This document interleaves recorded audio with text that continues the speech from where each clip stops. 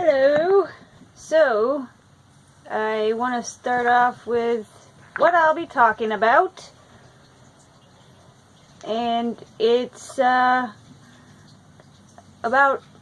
what most people don't know about weaning off of suboxone, including doctors and drug rehabilitation centers, detox centers. It seems to me like most doctors don't really have a clue what this medication is doing in the body, and have not researched how to even take someone off of this medication. Doctors are right. Some of them say when you get down to the low dose, that's when you should slow down the taper. That is absolutely correct.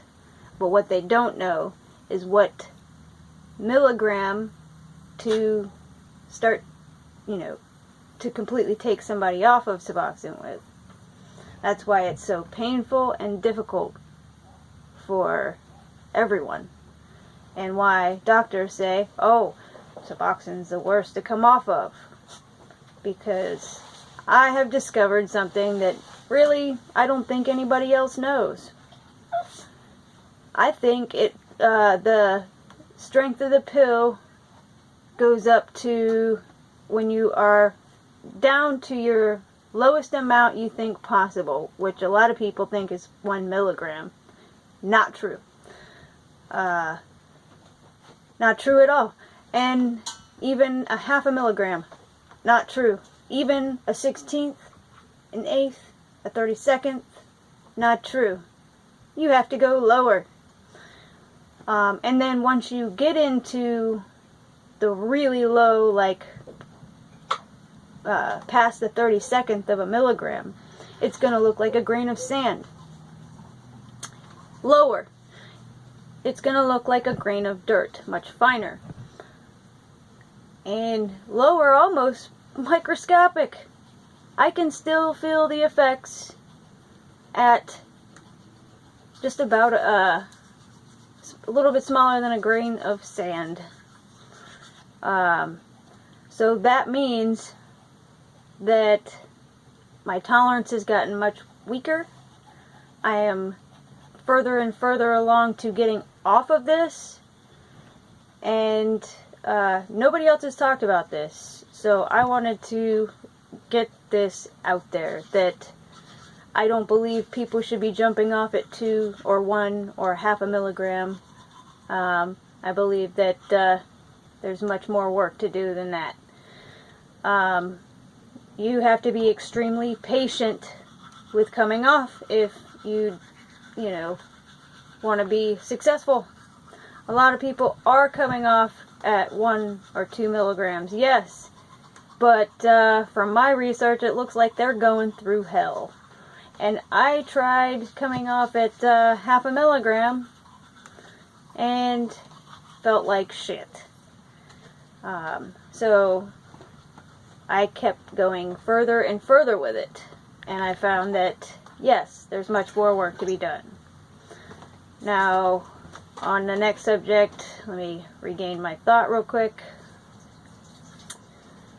I was going to say something and I got too excited about it, I think.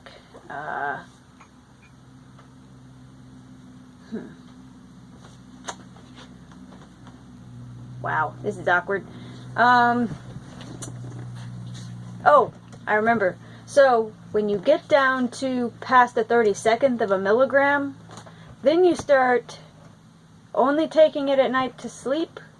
It will last you all throughout the day. It might give you a little bit of trouble around maybe anywhere from 2 to 8 o'clock. Maybe take some Kratom during that time. And then try to maybe get some CBD or something to help you sleep. Because once you've gotten down that low, you want to try to start skipping days. And then the next day, take some Kratom to get you through that day. And then after you've skipped a day, then you lower your you lower your milligram by thousandths or hundredths of a milligram, and you kind of, you know, keep doing that for a couple of days, skipping a day, using Kratom to crutch, and that way, when you come back around the circle and you've lowered your dose, that should last you throughout a day, and you should only have to take the Kratom one time. So that makes your Kratom resistance or whatever, or that makes it so you don't get too heavily addicted to the Kratom, you know, and don't build up so much of a tolerance. Because if you just take Kratom all the time, you're going to hit a wall, you're going to be very uncomfortable. So, I'm really hoping this video gets out, because I'm learning how to do this in a less painful way. And I'm telling you something doctors won't tell you, because they don't know yet how low of a milligram will affect a human being. So, you know, this is based on my experience with this, and in my language, if you feel like I'm telling you to do something, I'm not telling you to do it. I'm not a doctor, but I am telling you based on my experience what happens doing this. So that way you can make your own decision, your own judgment, and maybe even help somebody else, you know, with my experience. So that's what I had to say. I think that's about covers everything I had on my mind. So, alright, well, good luck with your journey, and I'll see you later.